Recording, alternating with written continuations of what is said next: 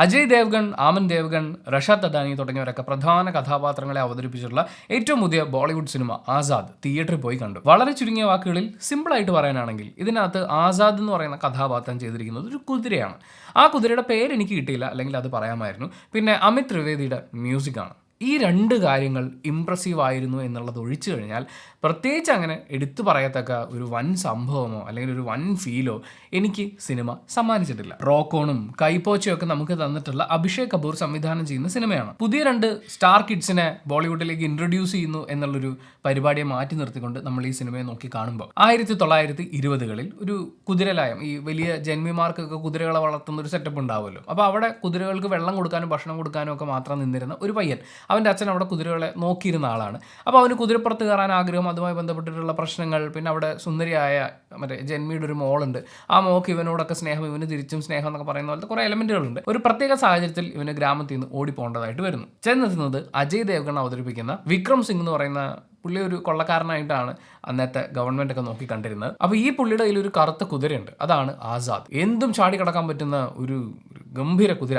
ഈ കുതിരയായിട്ട് അജയ് ദേവ്ഗണിന് അഗാധമായിട്ടുള്ള ബന്ധമാണുള്ളത്. എൻ്റെ ആ കുതിരയും ഈ ആമൻ ദേവ്ഗൺ അവതരിപ്പിക്കുന്ന ഗോവിന്ദ് എന്ന് പറയുന്ന ക്യാരക്ടറും തമ്മിലുണ്ടാകുന്ന, ആസാദും ഗോവിന്ദും തമ്മിലുണ്ടാകുന്ന ഒരു ഇണക്കം അതെങ്ങനെയാണ് ഉണ്ടായി വരുന്നതെന്നും അതിനെ തുടർന്നുണ്ടാകുന്ന സംഭവങ്ങളുമാണ് നമ്മൾ സിനിമയിൽ കാണുന്നത്. ഈ മനുഷ്യനും മൃഗങ്ങളും തമ്മിലുള്ള ആ ഒരു ബോണ്ടിങ് ഉണ്ടല്ലോ, അല്ലെങ്കിൽ അവർ നമ്മളോട് ഇണങ്ങി മറ്റൊരു മനുഷ്യ ജീവിയെ പോലെ, നമ്മുടെ ഏറ്റവും അടുത്തൊരാളെ പോലെ നമ്മളോട് പെരുമാറുക എന്ന് പറയുന്നത് കണ്ടിരിക്കുമ്പോൾ തന്നെ നമ്മുടെ മനസ്സിനൊരു സമാധാനം തരുന്ന കാര്യമാണ്. അവതാർ എന്ന് പറയുന്ന സിനിമയിലെ ഏറ്റവും ഗംഭീരമായ സീക്വൻസുകളിൽ ഒന്നെന്ന് പറയുന്നത് നമ്മുടെ നായകൻ ഒരു പക്ഷിയായിട്ട്, അതിൻ്റെ പേര് ഞാൻ മറന്നുപോയി, അതിനൊരു പേരുണ്ട് ആ സിനിമയിൽ, എന്തായാലും ആ ഡ്രാഗൺ പോലത്തെ പക്ഷിയായിട്ട് ഒരു ബോണ്ട് ഉണ്ടാക്കുന്ന രംഗമാണ്. അപ്പോൾ അതിൽ നായകൻ ചോദിക്കുന്നുണ്ട്, എനിക്ക് വേണ്ടിയുള്ളത് അല്ലെങ്കിൽ ഞാൻ ബോണ്ട് ചെയ്യേണ്ടത് ആരുമായിട്ടാണെന്ന് ഞാൻ എങ്ങനെ അറിയുമെന്ന് ചോദിക്കുമ്പോൾ അത് നിന്നെ കൊല്ലാൻ നോക്കും, അതാണ് നിനക്കുള്ള ക്ലൂ എന്ന്. അതായത് ഈ മരണം എന്ന് പറയുന്ന ഒരു സാധനം ഉണ്ടല്ലോ, മരണഭയം എന്ന് പറയുന്ന ഒരു സാധനം, അതിൻ്റെ തൊട്ടടുത്താണ് അഡ്വഞ്ചർ എന്ന് പറയുന്നൊരു കാര്യം ഇരിക്കുന്നത്. ആ അഡ്വഞ്ചർ നമുക്ക് തരുന്ന ലഹരി എന്ന് പറയുന്നത് വേറെ ലെവലാണ്.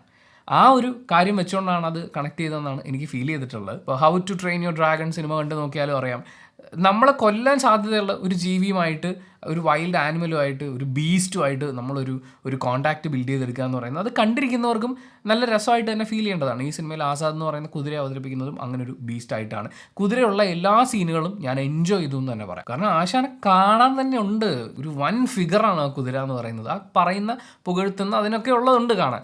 അപ്പോൾ ആ കുതിര ഈ ചെറിയൊരു പയ്യനുമായിട്ട് ഒരു കണക്ഷൻ എങ്ങനെ ബിൽഡ് ചെയ്തെടുക്കുന്നു, അവൻ വീഴുന്നത്, ശരിക്കും പറഞ്ഞു കഴിഞ്ഞാൽ പല സീനുകളും ഇതിനു മുമ്പ് കണ്ടിട്ടുള്ള സിനിമകളുടെ ആവർത്തനങ്ങൾ തന്നെ ആയിരുന്നു. പക്ഷെ അത് വീണ്ടും കാണുമ്പോഴും നമുക്ക് ബോറടിക്കാത്തൊരു സെഗ്മെൻ്റാണ്. പിന്നെ കുതിരയായിട്ട് ബന്ധപ്പെട്ട് കുതിരയുടെ ഇൻട്രൊഡക്ഷൻ സീനാണെങ്കിലും ഇവൻ്റെ റേസും കാര്യങ്ങളൊക്കെ ആണെങ്കിലും അവിടെയൊക്കെ വരുന്ന ബാക്ക്ഗ്രൗണ്ട് സ്കോർ എന്ന് പറയുന്നത് അടിപൊളിയാണ്. പിന്നെ ഈ കുതിരയെ ഇവർ എല്ലാ സീനിലും ചിലപ്പോൾ കുതിര ഉപയോഗിച്ചിട്ടുണ്ടാവില്ലല്ലോ, VFX ചെയ്യേണ്ടത് എന്ന് എനിക്ക് തോന്നിയ ചില രംഗങ്ങളൊക്കെ ഉണ്ടായിരുന്നു. ചില സീക്വൻസ് കാണുമ്പോൾ ഇത് കുതിരയെ വെച്ച് എങ്ങനെ എക്സിക്യൂട്ട് ചെയ്തെടുക്കുമെന്ന്. അപ്പോൾ അത് VFXും പരിപാടിയാണെങ്കിലും ഗംഭീരമായിട്ടുണ്ടായിരുന്നു, കുതിരയെ വെച്ച് ചെയ്യിപ്പിച്ചതാണെങ്കിലും അടിപൊളിയാണ്.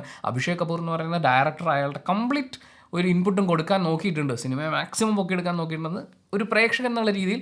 കുറച്ച് സിനിമകളൊക്കെ കാണുന്ന ഒരു പരിചയം വെച്ചിട്ട് നമുക്ക് മനസ്സിലാവും, മാക്സിമം ശ്രമിക്കുന്നുണ്ട്.